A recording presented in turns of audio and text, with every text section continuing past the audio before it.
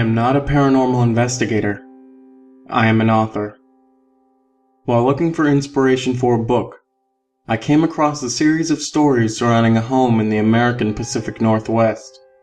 It is an extremely unextraordinary looking house in an extremely unextraordinary looking residential neighborhood, but the stories that have emanated from its former residents and the people who lived in the town that it's located in are quite extraordinary. Through my research of the house on Wendall Lane, I have come across accounts that range from the supernatural to just plain bizarre. In order to protect the privacy of the people in the town and the current inhabitants of the house on Wendall Lane, I have not only changed the name of everyone in these stories, but the name of the street as well. Wendall Lane is just an alias for the true location of these accounts. This is the Wendall Lane Diaries. Alan Palmer lived in the house on Wendall Lane from September 2002 to July 2003. After months of trying to contact him about his time there, I finally received an email agreeing to set up a meeting. Quite a few of the house's prior residents had turned down my request for face-to-face interviews, so I jumped at the chance to talk to him in person once the opportunity presented itself.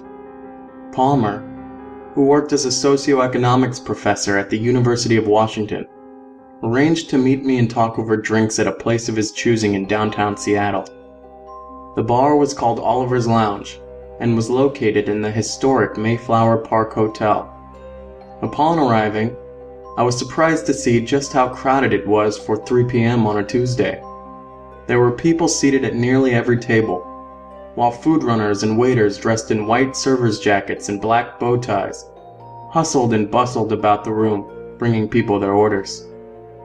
Windows stretching from floor to ceiling allowed for an ample amount of sunlight to illuminate the space, giving it a genuinely open and inviting ambiance.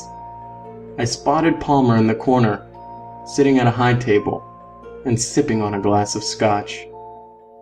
He greeted me with a hearty handshake and a bright smile after I introduced myself to him. The man was graying a little around the ears, and I could tell shortly after meeting him that he was incredibly intelligent. But aside from that, he seemed to have the demeanor of a fellow 15 years his junior. Palmer was a light-hearted gentleman who loved a good joke, and he insisted on telling me a few of his favorites before I turned my tape recorder on. Once he had his fun, we started the interview. Believe it or not, you're not the first person who tried to contact me about the time I spent living on Wendall Lane. Apparently, there are all kinds of ghost enthusiasts out there who have heard about the house through the various online forums these type of people tend to frequent. Nerds and losers, you know the type. They spend their time sifting through thread after thread on the internet, pretending that they're doing something productive with their lives. Hell, most of them are probably overweight man-children sitting in their parents' basement conducting their research in between anime cartoons.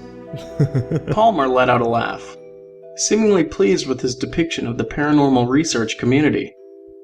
I decided to omit the fact that I first heard about him through one of the online forums he was talking about. He took a sip of his scotch and continued on. So naturally, I ignored your emails thinking that you were another one of those ghost geeks. It's strange, I probably wouldn't have agreed to meet, but I came across one of your books by complete accident. My nephew mentioned your work in passing when I was over at my brother's house for dinner a few weeks ago. I put 2 and 2 together and realized you're the same author who's been emailing me, so I figured, why the hell not? I'm game to talk about it if you are. Although, I must admit, my story's probably not as interesting as demons or monsters or whatever the hell it is you write about. Not a whole lot happened while I was living there. In fact, the only reason I lived in that house for such a short period of time was because an old colleague of mine offered me a full professorship here at the University of Washington not long after I purchased it, and the commute was just too far. My workplace at the time had no job security. I was on the chopping block every year, so there was no way I could turn down the offer.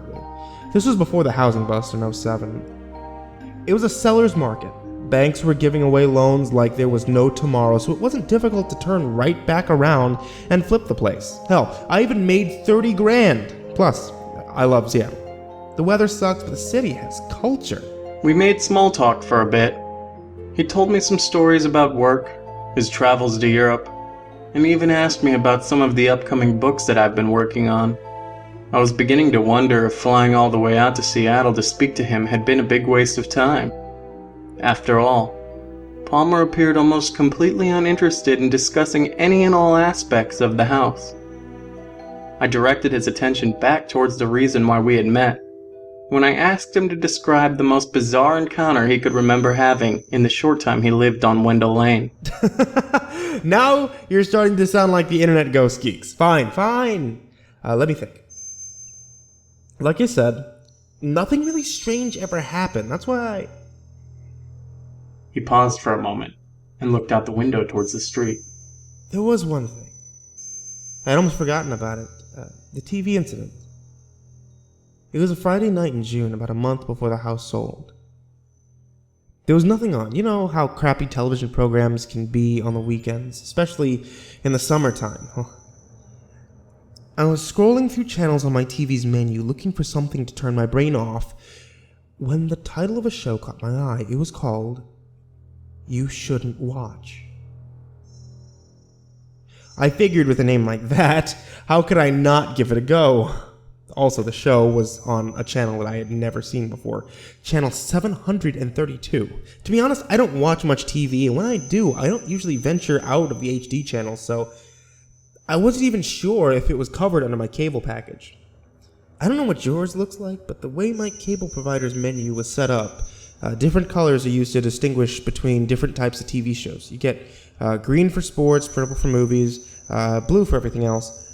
However, the menu color for this particular show was black. The text was yellow, which was also unusual since the show's title is always written in white. Even the font was different. Don't ask me how to describe what it looked like because I can't really recall.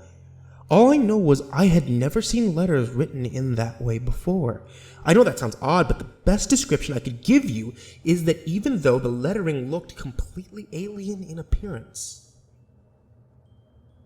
my mind could somehow interpret what it said. You shouldn't watch. Now I'm starting to sound like the internet weirdos. Palmer polished off his glass and called the waitress over to order another drink. Anyway, from the very second I turned on the program, I knew I was watching something very strange. Very strange indeed. The black and white picture on my television was a mostly empty room. There was no visible windows or doors. The place seemed cold and uninviting, like how I imagine a jail cell in Bangladesh would look. Not dead center, but slightly off to the left of the frame was a man sitting at an old rusty table. He was shirtless and looked to be very malnourished. It reminded me of those old photos you see of the Jews who suffered through German concentration camps during World War II. I remember wondering if he was a prisoner there. The frail man wore a pair of tattered slacks, but no belt or shoes. His mouth hung agape as if his jaw was way too heavy to close. There was no music or dialogue. The only noises radiating from my speakers were the sounds of his wheezy, raspy breaths. God, it sounded like he was suffering from emphysema or something. I followed his gaze down to an old rotary phone sitting on the tabletop. He just gawked at the thing like a buffoon, while I stared at the screen, mesmerized by the odd scene taking place on my television. I hit the info button hoping to read a synopsis of what the show was about, but of course, there was nothing, so I just kept watching. For minutes he didn't move. I giggled to myself for a bit, you know? The way you do when something makes you uncomfortable and your brain thinks laughing will ease the tension. The whole time I was waiting, hoping for something that resembled dialogue. Anything to prove that I was just watching some weird movie and had simply turned it on at the wrong time, but nothing ever happened. Perplexed and a little bit bored, I stood up from my couch and headed over to the kitchen to rummage through the fridge for a little late-night snack. I was about halfway done making myself a sandwich when I heard the most terrible noise. Palmer paused briefly. At first I thought he had stopped his story because of the waitress returning from the bar with his drink, but he barely acknowledged her presence. The man was caught up in deep thought. as though he had just remembered something important. When he finally began speaking again, the tone of his voice had completely changed. Gone was the chipper, upbeat persona I had come to know him by. Palmer was clearly distraught. It sounded horrible. Like a dying animal. I remember an awful sensation of nausea washing over me. It was the strangest thing. It was an ominous feeling in the air, too. Death, ruin, calamity all hanging over my head. Once I realized that the noise was coming from the television, I put down my sandwich and hurried back towards the living room. The scene on the TV was essentially the same, except now the sickly-looking man had turned his head towards the ceiling and was howling and groaning in the most unpleasant of ways. The longer I watched, the more it made me feel like I was going to retch. The whole thing was utterly abhorrent. The man would moan for 30, maybe 40 seconds at a time before stopping suddenly. Then he would take another deep, wheezing breath, and the terrible sounds would begin anew. I cringed as I took it all in. My vision and auditory senses were being assaulted by the most disagreeable of stimuli, and I was still fighting off the urge to vomit all over my living room carpet. Just when I thought things couldn't get worse, the man, still groaning, mind you, turned his head in the direction of the screen and stared straight into the camera. The thing is, I was certain he was looking directly at me. That's what it felt like. It was almost as if we were in the same room. I probably should have turned off the show, but after minutes of nothing, something was finally going on, and I felt compelled to keep watching even though I was suffering immensely. I stared into the glazed-over eyes of the sickly-looking man until he turned his attention down towards the phone sitting on the table. Palmer hunched over in his chair and removed his glasses. He seemed visibly shaken. The 42-year-old econ professor clasped the bridge of his nose between his thumb and his index finger and let out a deep sigh. Beads of sweat had begun to form on his forehead. I'm sorry. Forgive me. I haven't thought about this night in a long time. I suppose it's possible that my mind pushed this episode to the back of my consciousness and I forgot all about it, kind of a defense mechanism type of thing. I've read about case studies where Army veterans who witness horrific events develop amnesia about their time in the military. It seems as though I may be going through something similar, except as I sit here and talk to you, everything begins to come back to me. I asked him if he wanted to continue. He agreed and resumed his story. His hand quaked violently as he lifted the phone to his ear. His arms were rail-thin, and it looked as though he was struggling mightily to hold it in place.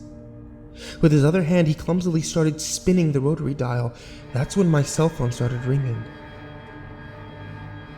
A chill ran down my spine.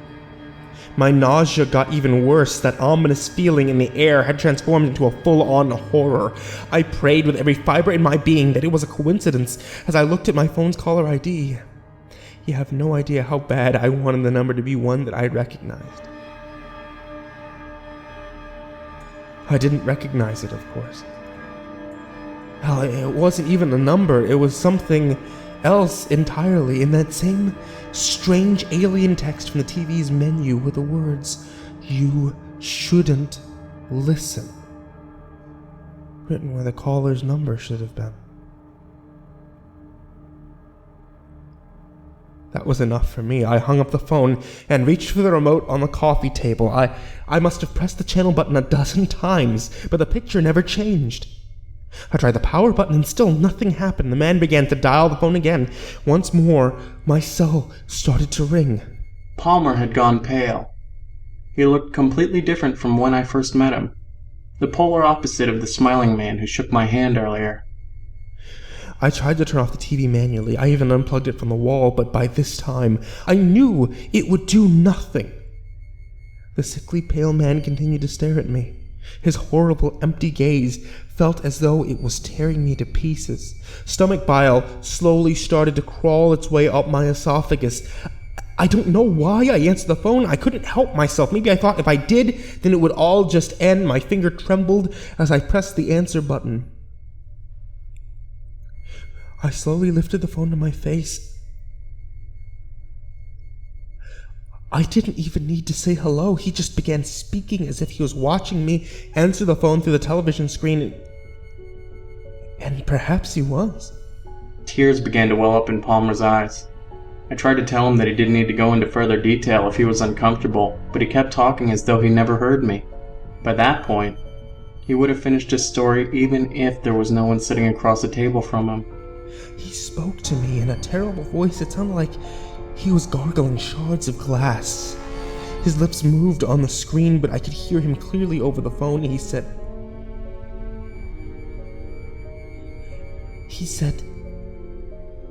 "You shouldn't tell." Then in one horrible, unhumanly quick motion, he leapt out of the frame as the screen went to black. Jesus Christ. He said you shouldn't tell. Vincent. Did I just tell? Vincent, please, does that mean I just told? Palmer fell silent and stared awkwardly into his glass for a moment. Then he apologized and excused himself from the table. It was the last time I saw him that night. He sent me a text message 15 minutes later explaining that he had to go home and instructing me to charge the bill to his tab. I tried to contact him once I got back to California, but he never answered my calls or emails. A few weeks later, I found out what happened to him after performing a simple Google search of his name. 12 days after Alan Palmer and I met to talk about the house on Wendall Lane, he was found dead in his Seattle home. There was no sign of a struggle or forced entry. However, due to the horrific nature of his death, Seattle PD does believe that he was murdered.